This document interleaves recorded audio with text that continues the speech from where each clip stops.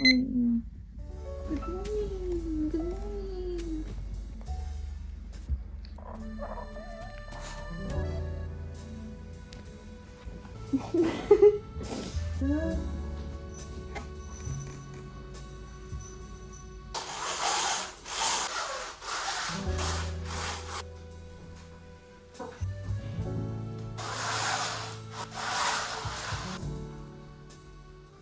Good morning. As usual, wala tayong agenda today, but we'll try to go out, I guess. Do something. Let's see.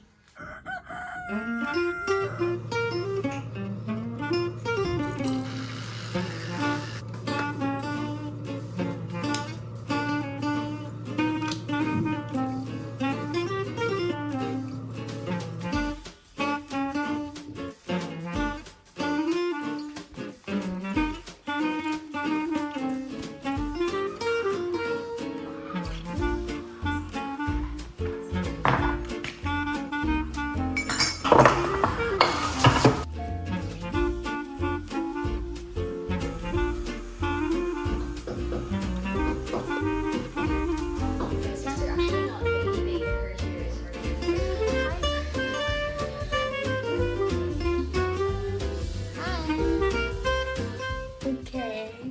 Naliligo na ako kasi nakapagpaalam na ako na kailangan may gas fee. Let's take a bath. I don't wash my hair every day, so I'm going to let it be.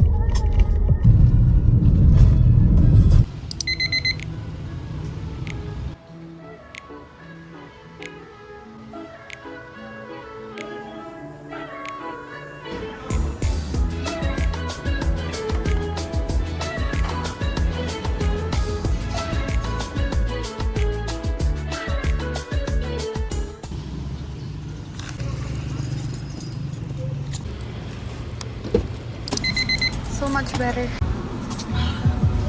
Ang init pa rin. Okay. We are going home now.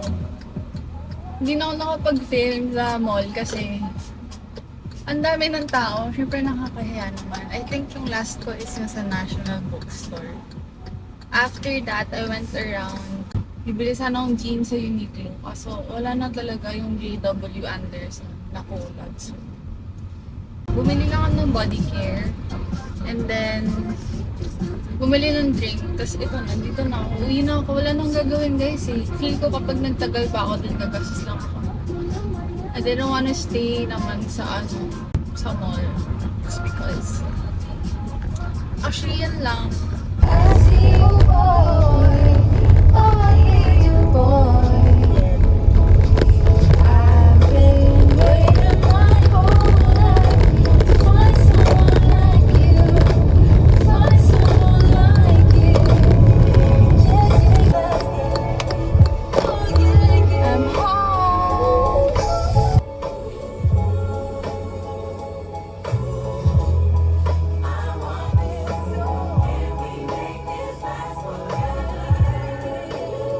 Wala yung sasakyan. So, wala dito yung dogs?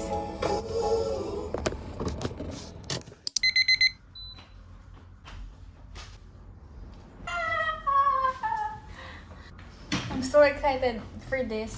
Actually, itong mga librong to, wala to sa TBR ko. Like, immediate TBR. Siguro, may balak kong basahin siya in the far future. Pero, hindi ko na siya. Just because, yun yung meron sa National Bookstore. Limited lang kasi yung option. So, kung ano na lang pinaka maayos. On Earth Air, Briefly Gorgeous. Breast and Eggs. I've heard a lot about this, so pinili ko na siya. And then, sabi ko, gusto ko talagang magbasa ng romance. Gusto ko ng sobrang easy read lang. Tapos, kanina, sinearch ko kung anong pinaka-okay na Emily Henry book. Kaso, ang meron lang doon sa Legazpi is yung Book Lovers and Happy Place. Mas maraming magagandang reviews tong Book Lovers. Actually, ang top 1 daw nila is funny story. Kaso wala doon. So, ito na lang. So, I think I'm going to read this immediately. Like, mamaya, babasahin ko na siya. Yun, for now, magbibihis muna ako. I think I'm going to work out.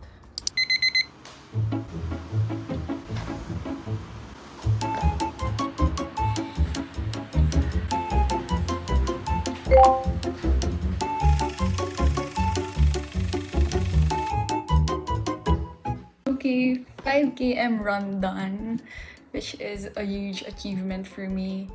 Kasi hindi ako tumigil, guys. As in, all throughout, halos nag-run ako. Except sa first kilometer ko kasi tinatry ko mag-stay within my zone 2. Kaso naalala ko na, nag-caffeine pala ako right before running. So, inevitable na tataas yung heart rate ko. Kaya yun. Ano na lang, vibes na lang. Parang tumakbo na lang ako according sa feel ko na pace na kaya kong i-maintain. Kaso 40 minutes siya, guys. Pero beginner pa lang naman ako, so much room for improvement. I hit my 10,000 steps. I think I'm going to do my upper body workout. Back and biceps ata ako today. Pero rest muna ako slight. Ang ganda ng touch ko dito.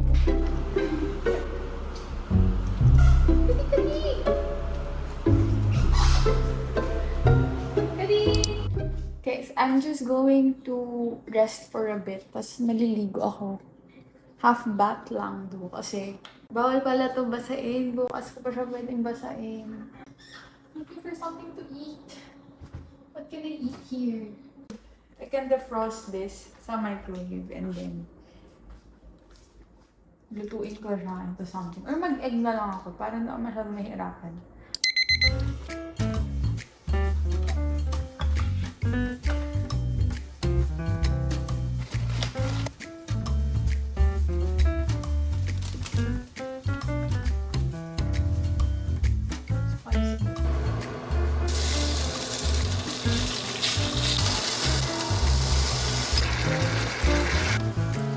Okay na to? Boobs. Slay. Alam nyo, mas late kung may Coke Zero.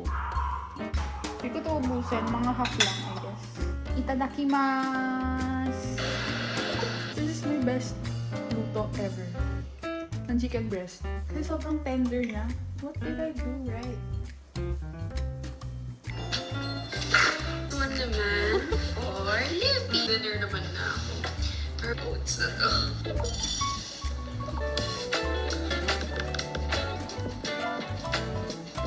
And a pit stop. I swear it. Usually around this time, nakahiga na ako. Nagpo-phone or nagbabasa. Or minsan nakipaglaro ako sa dogs. Kasi, may mga energy sila kapag ganitong oras. Hindi ko alam kung bakit. Ayan. Sige, buksan ko na lang. Hello! Ay! Hindi ko alam yung synopsis nito eh. So, ayun. Minsan, umaabot ako ng 12 a.m. gising pa ako. Nasira to nung ano ba to nasira?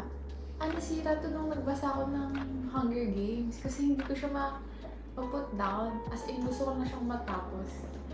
So, ang nangyari is, alas 2 ako natulog.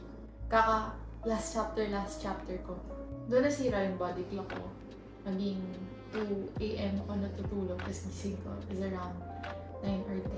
Pero ngayon, medyo ina-adjust ko na siya pabalik. So, I can sleep by 10 or 11. Then wake up at 6. Ganun, 6, 7. Yun na lang. I think I'm going to read now or maybe start editing this book.